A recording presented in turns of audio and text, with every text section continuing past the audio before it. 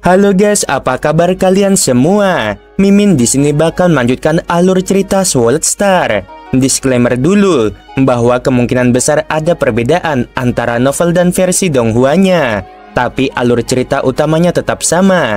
Jadi tanpa ragu, Mimin akan membawakan alur ceritanya. Saudara Sang sudah meninggal, gumam Lovang dengan suara yang nyaris tak terdengar, seperti bisikan yang tertelan oleh angin malam. Ia berdiri terpaku, matanya memandang langit malam di atas kota Huyang yang luas, dingin dan hening, seolah seluruh semesta ikut berduka.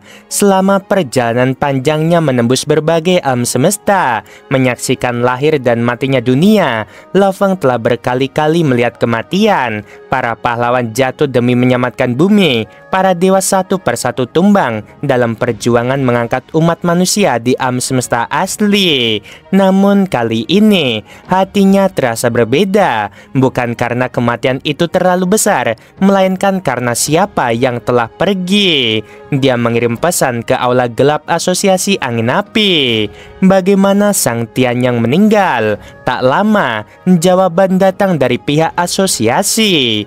Informasi ini bernilai 1 pasir kosmik, harga yang murah untuk informasi kematian seseorang yang begitu berarti, karena kabar itu telah tersebar luas. Aku akan membelinya, jawab Lovang tanpa ragu. Informasi segera mengalir kepadanya. Malam itu, Sang Tian yang mengamati pertempuran besar antara Jenderal Yong dan Sui Yun. Setelah itu, ia kembali ke Sekte Api Surgawi untuk menyelesaikan beberapa urusan sebelum pergi menemui Master Menara Bunga Impian. Tapi pertemuan terakhirnya adalah dengan Sang Sui Yun. Di kediaman Sang Sui Yun, pecahlah pertarungan singkat namun mematikan. Sebelum tewas, Sang Tian yang berhasil mengirim pesan terakhir melalui pesan Ordo Karma. Sang Sui Yun adalah Sui Yun. Namun nyawanya tak terselamatkan. Sang Sui Yun melarikan diri, menghilang dalam kegelapan malam. Lovang mengepalkan tinjunya, matanya tak berkedip, wajahnya tak memperlihatkan emosi, namun jiwanya bergetar. Jadi, kau tahu bahaya itu, tapi kau tidak melibatkanku, karena kau takut aku akan ikut terjerat, gumam Lovang lirih. Sui Yun tidak akan bisa menyakitiku, aku bisa saja menghabisinya, tapi kau memilih menghadapi semuanya sendirian. Sudah lebih dari 20 era sejak Lovang datang ke tanah asal, dan selama itu Sang Tianyang adalah satu-satunya sahabat sejati. Ia mengenal banyak dewa sejati abadi. Mereka kuat, agung, mengesankan, tetapi mereka hanya kenalan. Mereka tidak pernah mengeluarkan tangan dengan tulus seperti Sang Tianyang. Aku masih ingat, bisik Lovang, matanya menatap kosong. Saat aku pertama kali datang ke Menara Bunga Impian, tak ada satupun yang memperdulikan diriku. Para dewa sejati abadi yang lebih terkenal bahkan enggan menyapa. Tapi kau, saudara Sang, kau yang pertama mengajakku bicara. Kau memberiku informasi, memperingatkanku tentang bahaya kota Huyang. Kau memperlakukanku sebagai teman, bukan karena aku kuat, tapi karena hatimu. Dan selama 20 era, akulah yang selalu datang padamu, meminta bantuan, minta bimbingan. Kau tak pernah menolakku. Satu-satunya permintaan darimu hanyalah agar aku menolong anak-anak temanmu. Lovang menghela napas dalam, lalu dengan langkah mantap, ia berbalik dan berkata kepada Morosa yang sejak tadi berdiri diam di belakangnya.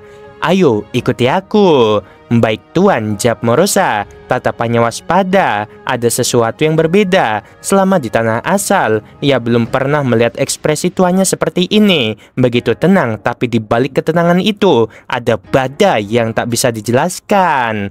Mereka segera naik ke perahu terbang melesat menuju aula gelap Asosiasi Angin Api. Sementara itu, di dalam kota Huyang, di dalam kediaman pemilik kota, Mo Li Xiao sang penguasa kota, duduk bersama seorang tetua berambut putih dan beberapa tokoh penting lainnya. Mo Lixiao mengeluarkan sebuah token yang berpendar samar. Ini adalah ordo penelusuran karma peninggalan Sang Tianyang. Dengan ini, kita bisa melacak keberadaan Sui Yun. Pria tua itu mengangguk lambat. Sungguh pengorbanan yang besar. Sayangnya, ia tidak bisa melihat akhir dari semua ini, kata Mo Lixiao datar. Tapi dalam nada suaranya terselip sebuah duka. Mereka semua tahu menghabisi Sui Yun bukanlah perkara mudah. Bahkan Jenderal Yong pun tak sanggup melakukannya seorang diri. Hanya kekuatan besar kota Huyang dan bantuan dari luar yang bisa mengimbangi kekuatan sebesar itu, ujar penguasa kota Huyang. Beberapa saat kemudian, tetua itu menerima pesan melalui lambang klan di tangannya. Marquis telah mengirim perintah, katanya dengan mata berbinar. Apa isinya? Tanya Mo Lixiao. Hadiah untuk Sui Yun dinaikkan menjadi 10 juta pasir kosmik, Yu Tianshu 2 juta, Yu Tianyi 1 juta. Mo Lixiao dan sang penguasa kota terperanjat. Jumlah itu sangat besar. Sesuai dengan gaya Marquis, dia tahu bagaimana menggugah dunia. Kembali pada Lo Feng, setibanya di aula gelap Asosiasi Angin Api, Wakil Presiden menyambutnya secara pribadi. Tuan Lo He, katanya dengan hormat, ini semua adalah peninggalan Sang Tianyang untuk Anda. Ia menyerahkan sebuah botol giok kecil. Lo Feng membuka botol itu dan melihat pada dalamnya. Lebih dari 3 juta pasir kosmik, harta karun, senjata, dan 1 surat. Tangannya gemetar saat ia membuka surat itu. Saudara Lo He, jika kau membaca surat ini, berarti aku telah mati. Tapi jangan bersedih, aku telah lama menyiapkan diri untuk ini sejak lama. Ketika aku kembali ke kota Huyang, aku tahu aku tidak akan kembali. Tapi anak-anak muda di kota ini menggerakkan hatiku. Aku ingin sisa hidupku berguna. Semua sumber daya yang kukumpulkan selama hidupku, kuserahkan padamu. Bukan karena balas budi, tapi karena aku menghormati dirimu. Kau membenci kejahatan, kau menolong yang lemah, dan di antara semua teman yang kukenal, kaulah satu-satunya yang benar-benar kuakui sebagai sahabat.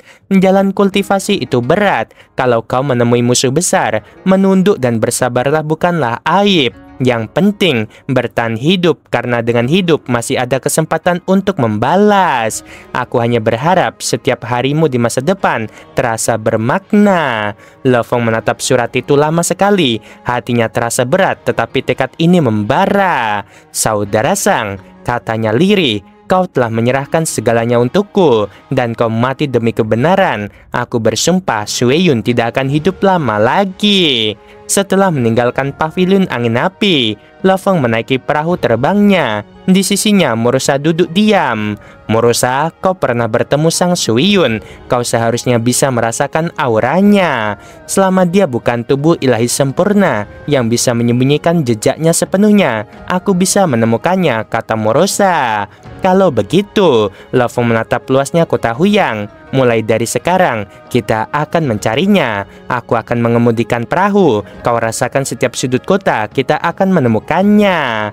Ada 3 berita, masing-masing seperti guntur yang menggelegar di telinga semua kekuatan di kota Huyang. 10 juta pasir kosmik, dewa sejati pun akan tergoda. Bisik banyak pihak, mata mereka menyala oleh ambisi. Namun tak satu pun berani bergerak. Di lapangan pusat sekte api surgawi, ribuan murid berkumpul. Suasana muram menggantung di udara saat sosok logam yaitu Paman Ciu berdiri di depan mereka. Seperti yang kalian ketahui, pemimpin sekte telah gugur, ucapnya tegas namun penuh duka. Sesuai wasiatnya, mulai besok siang, sekte api surgawi secara resmi dibubarkan. Teriakan kesedihan langsung meletus di antara para murid. Mereka tidak hanya kehilangan seorang pemimpin, tetapi seorang guru sejati yang memperlakukan semua murid dengan adil tanpa memandang asal-usul. Beliau memberiku kesempatan saat dunia menolakku, bisik Mo Liuxing matanya basah. Di sampingnya, Mo Yungsang bergumam lirih. Aku tidak punya guru lagi, tidak ada lagi. Sui Yun sendiri yang menghabisinya, ucap Paman Ciu pelan. Kekuatan sebesar itu, bahkan pemilik kota Huyang tak bisa menahannya. Para murid bungkam, impian balas dendam mereka sirna dalam ketidakberdayaan menghadapi sosok dengan bounty 10 juta pasir kosmik. Di langit malam kota Huyang, Lo-Fong mengendalikan perahu terbangnya. Di sampingnya, Morosa, sang binatang sektor, mendeteksi gelombang-gelombang keberadaan di seluruh penjuru kota. "Tuan," kata Morosa tiba-tiba, "aku mendeteksi keberadaan Yu Tianyi." Lo-Fong mengangguk. "Jangan terburu-buru, fokus kita tetap pada Suiyun." Namun setelah menjelajahi seluruh kota, tidak ada tanda-tanda sang Suiyun. Morosa menggeleng. "Jadi, dia sudah kabur dari kota Huyang," gumam Lo-Fong dengan wajah gelap. Lo-Fong mengambil keputusan cepat. "Kita datangi Yu Tianyi, mungkin dia tahu keberadaan Suiyun." Di sebuah gua tersembunyi, Yu Tianyi, Yu Tiansu, dan 3 dewa sejati abadi sedang berdiskusi. "Jujur saja," kata Yu Tianyi, "bahkan aku tidak menyangka sang Suiyun adalah Suiyun. Kita semua ditipu." Yu Tiansu tertawa getir. "Hadiahku hanya 2 juta, Suiyun 10 juta, padahal kekuatanku tak jauh darinya." Tiba-tiba, gua tempat mereka berdiri meledak. Reruntuhan berterbangan ke segala arah. Sosok dengan 6 pasang sayap emas melayang di udara, mengendalikan kekacauan primal. "Lauhe!" seru Yu Tianyi panik. "Apakah Jenderal Yong juga datang?" Yu Tiansu mulai berkeringat dingin.